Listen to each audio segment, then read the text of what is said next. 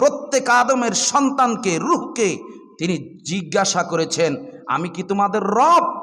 প্রত্যেক আদম, প্রত্যেক নফস সেদিন স্বীকৃতি দিয়েছিল যে হ্যাঁ, আপনি আমাদের খালিক, আপনি আমাদের মালিক, আপনি আমাদের সৃষ্টিকর্তা, আপনি আমাদের মালিক। সেই দিন ছিল এই আরাফার দিন। সুবহানাল্লাহ।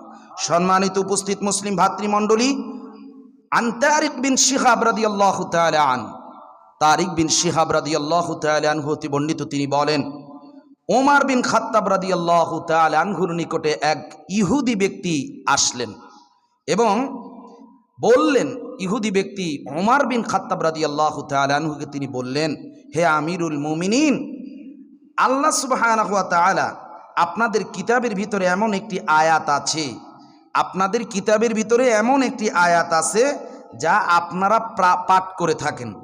ইহুদি ওমর বিন খাত্তাবকে বলছেন রাদিয়াল্লাহু তাআলা আন, যে আপনাদের কোরআনের ভিতরে এমন একটা আয়াত আছে যে আয়াতটা আপনারা পাঠ করে থাকেন। আল্লাহর কসম, ওই আয়াতটা যদি আমাদের ব্যাপারে নাজিল হতো তাহলে সেই দিন আমরা